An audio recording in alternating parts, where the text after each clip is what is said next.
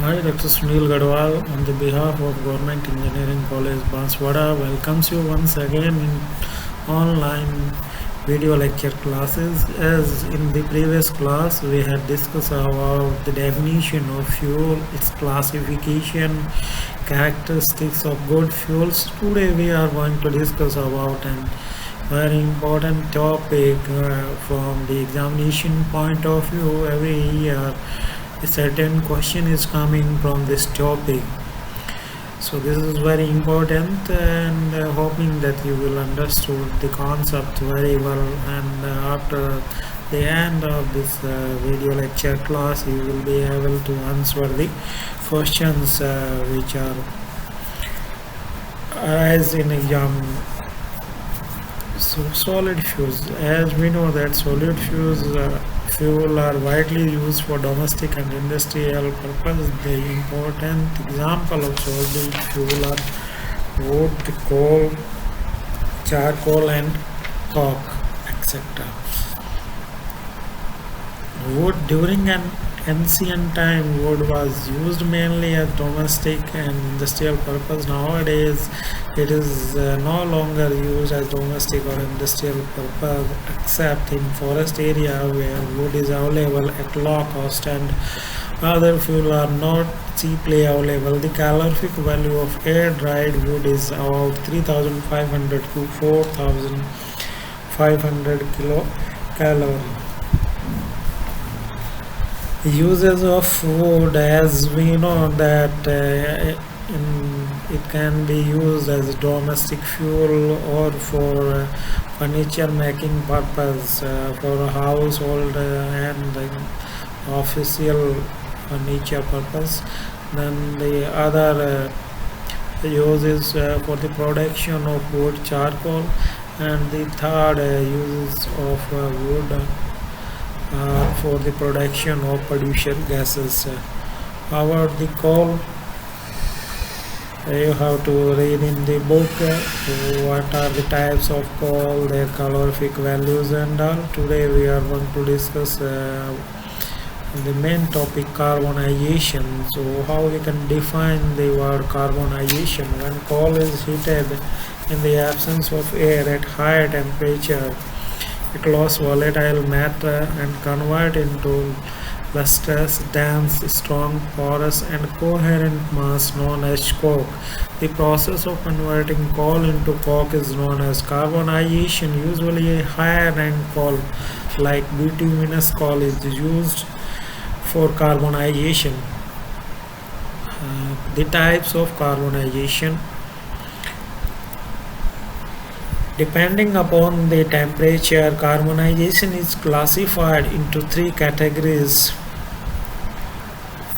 First is low temperature carbonization, in short form we can say LTC. Second is medium temperature carbonization, we can use MTC.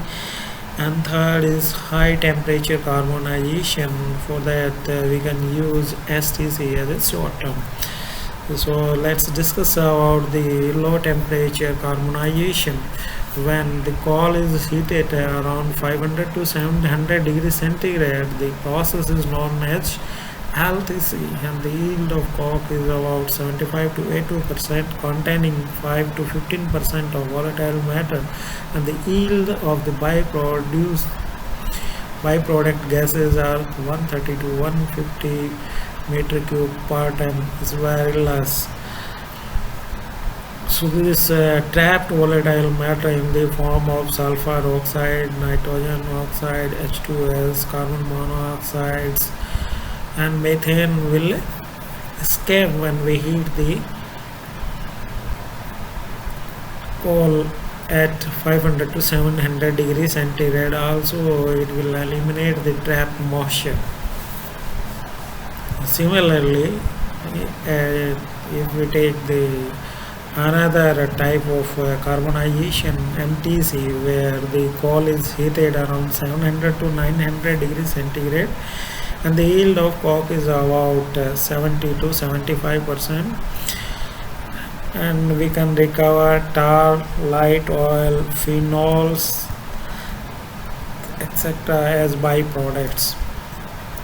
The third and the best method for carbonization is high temperature carbonization. This HTC is achieved at 900 to 1200 degrees centigrade. When we heat the coal in the absence of air at 900 to 1200 degrees centigrade temperature, it converts into corresponding coke, and the yield of coke is around 65 to 70%. This contain only 1 to 3% volatile matter, while STC is generally done in behaves on, and the best method which is frequently examiners are asking in exam is Otto Hoffmann oven method. This is a full question is coming from this topic, so it's a very important topic. Every student must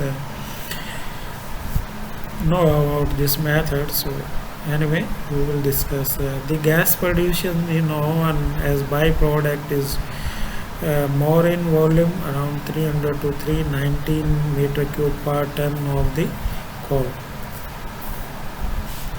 So manufacturing of coke. The coke is manufactured by two methods. So one is classical or the general method known as Behaves oven method, and the second is Otto Hoffmann method, which is nowadays in industries are adapting a good method from where we can recover many byproducts. So that we will discuss as we will reach on that particular topic. So today in this class we are going to discuss about Behaves oven method. This is the structure of Behave oven method. Here it is having one opening gate on the roof, and this is the another gate for discharging of the manufactured coke via this gate. So these are cast iron made gate, and this is a dome shaped oven. So in this this is the earlier and cheapest process for the production of good quality of coke. The disadvantage of this process is non-recovery of the byproducts.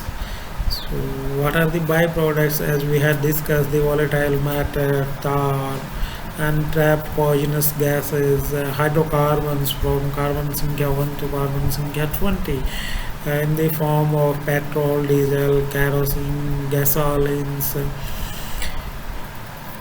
and heavy oils. So that we will discuss in details when we are going to study the Otto Hoffmann method.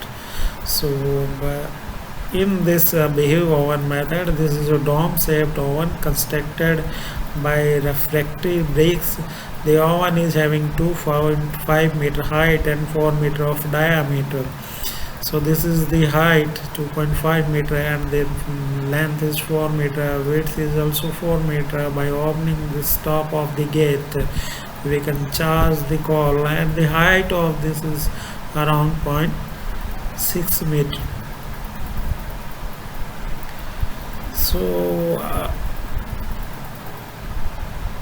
by this dimension we can charge up to 8 to 10 ton of coal in one process or in a single oven. And another side door is provided to discharge the coke. Also this gate is used to supply the air. The coal is charged through top door at a height of 0.6 to 0.75 meter thickened layers. Slow carbonization take place, and the complete coke formation will take 3 to 4 days. After 3 to 4 days, we cooling the coke with water spray. It's removed from the side door. The yield of coke is around 60 to 82%. It's 5 to 6 ton. For economical operation, a series of ovens should be operated so that the outgoing heated gases of one oven is utilized by the adjacent oven, You can see here in this diagram, here we are having three ovens which are in series. So when we charge the coal from the top of this oven, and this is the gate from where we are discharging the coke. So in place of that, if we put here one pipe and connect this with as a inlet in the other oven, and here again we will open this top gate and we charge the coal. And this is the side gate where again we will remove this side gate and fix a pipe. So also here we have to supply via a pipe oxygen in this oven, and we start burning the coal. So coal will work here as a fuel also. So some of the coal will burn and generate huge energy because the inner line of this oven is made from refractory tiles. This refractory tile will redirect the heat towards the coal, and slowly the temperature of oven will rise up to 700 degrees centigrade, and whatever the volatile matter, gases and the hot air that is coming out from this oven, through this pipe it will enter into the another oven. And here also we will add some more oxygen in this pipe by putting here one wall. We connect with the air supply pipeline, so the air and this hot producer gases will enter in this oven, and they will also help as a fuel. So here the possibility of getting more yield, plus if we escape these gases, suppose when we are not connecting these ovens in series, so keeping this gate open, then this producer gases, harmful gases, will go into environment and disturb the ecosystem and pollute the environment. So keeping these facts in mind, so if we put this behaves on in series, we can save the producer gases and utilize the energy and can make more coke. So this is the basic structure and methods. So as you can see here clearly in this diagram, this is the 4 meter length, then width is also 4 meter, the height of the dome is 2.5 meter. This is the refractory tiles. This floor is also made from refractory tile. This is the side door from where we are supplying the oxygen or discharging the coke from this gate, and this is the charging gate top of the oven, and this is the dome shape of roof, this the oven. The disadvantage of this oven is the byproduct are not recovered and allowed to escape in atmosphere. The exhaust gases produce pollution.